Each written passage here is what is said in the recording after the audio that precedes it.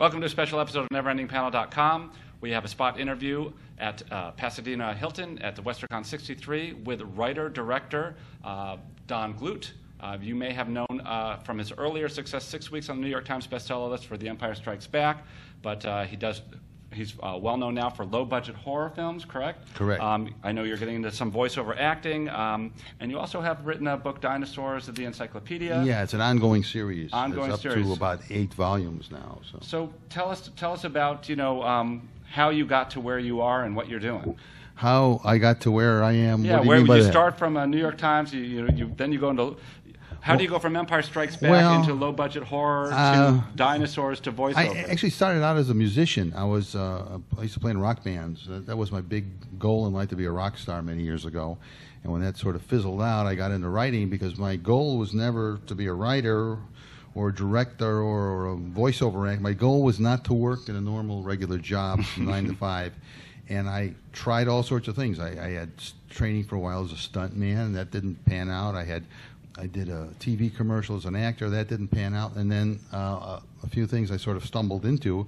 I wrote a paperback book called True Vampires of History, and then that led to a book called The Dinosaur Dictionary, and then I talked my way into an editorship of a monster movie magazine called Modern Monsters, which was actually my first professional sale, was writing articles for that magazine. Then I said I could do a better job than that, and I talked my way into taking over the magazine. That led to writing comics and things for Warren Publishing Company, Creepy Eerie, Vampirella, and that led to Marvel Comics. And when the whole comic thing kind of ended around 1980, the next normal step was to go into TV animation. And so I wrote a lot of cartoons for Marvel Productions and Hanna-Barbera and Filmation and Disney and all those. And just one thing kind of led to another. And I've always had a lot of good luck. I network a lot and I meet a lot of people. And, the opportunity came up to direct a movie, which is what I really kind of wanted to do since I was 9 years old. And that was Dinosaur Valley Girls, and that led to a whole series of movies. And yada, yada, yada. It just keeps, being in the right place at the right time. And so there's... obviously, you said it led to a whole bunch of movies. We tend to think of low-budget movies as like, how does that get done, and why are they keep being done? But well, the reason that I'm in a low-budget business is because in Hollywood, you want to work for the studios and everything. There's an age bias, and once you reach about 33, 34 years old, if you're not solidly in there, and even if you are solidly, it doesn't mean you're going to stay there. It's almost impossible to get in. They want all these young people in their 20s and everything. So I was 50 when I directed my first movie, and where most of my contemporaries were retiring already.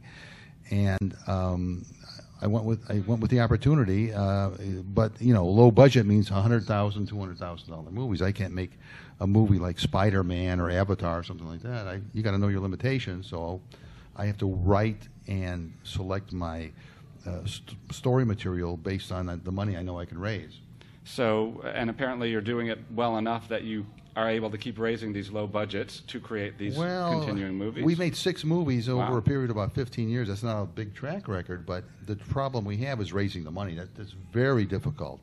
And sometimes when you're in the low-budget world like I am, it's more difficult because I don't get, Universal Pictures or somebody to give me $100 million. I got to go up to a guy in the street and say, "You write me a check for $1,000."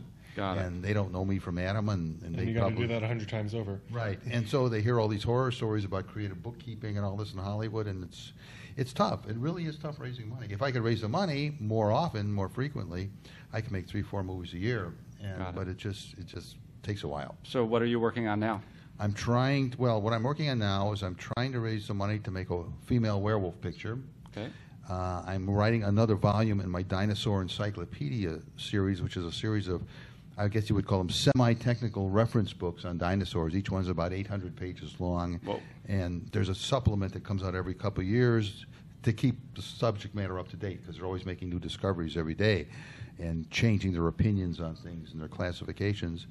And so it's those two things, and I'm also doing voiceover work, dubbing in Japanese anime movies and live-action films into English. How did you get that? Right place at the right time again. I met a friend of mine, a director named Bill Winkler, whose father was a very famous child actor back in the 30s and 40s, and Bill was a child actor too, but he's also produced and directed a couple movies, low budget like mine. And he said to me once, he said, I think you got a good voice. I got this gig with Japan, and why don't you? I said, no, I can't do that. I don't like acting. I went down there, and I did a good job. So now I'm doing, I've done 21 movies already. One has been live action. The other was all animation. I do 5 or 6 characters per movie, different voices, because I can do impressions of people and things. And I do a whole movie in about, 20 minutes. I never see the script until I'm reading the lines off the teleprompter into the mic. I get out of there real fast. They pay me, and that's it. So I'm doing it for the money. That's the only reason. I don't enjoy it at all, really. Well, I'm impressed at your ability to be in the right place at the right time so often in so many different mediums. It's obviously done pretty well for yourself. Well, you got too many creative people that I know stay home. Right. They don't go out. They don't meet. And most of the business that I generate is through personal contacts, people I meet at parties and social events and conventions like this. Right. You never know who you're going to meet. You're not going to meet anybody staying home and waiting for the telephone to ring. And I firmly believe that in many cases, even if you're a writer, the person buying your material has to like you as a person first. Then they look at your work. Right. And that's why it's good to look your best and dress nicely and that sort of thing when you have meetings with people.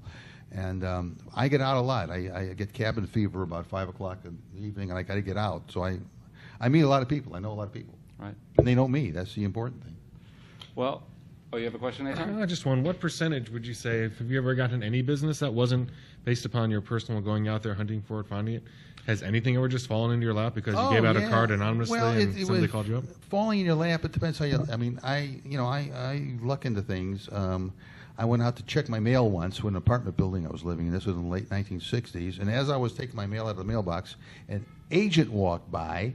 And this is the kind of story you hear in these make-believe Hollywood stories. And she said, are you an actor? I said, no. I had real long hair back then. She said, are you an actor? I said, no.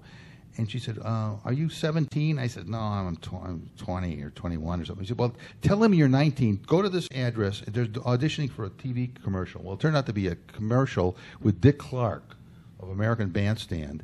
And I auditioned with all these people. I got the gig.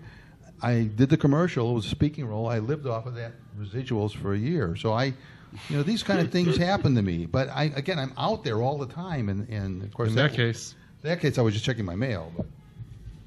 Oh, you wanted to rub off. Okay. Yep. Don Glut, thank you very much for being on a spot interview of you. Neverendingpanel.com. We really appreciate you coming in. Thank you. All right.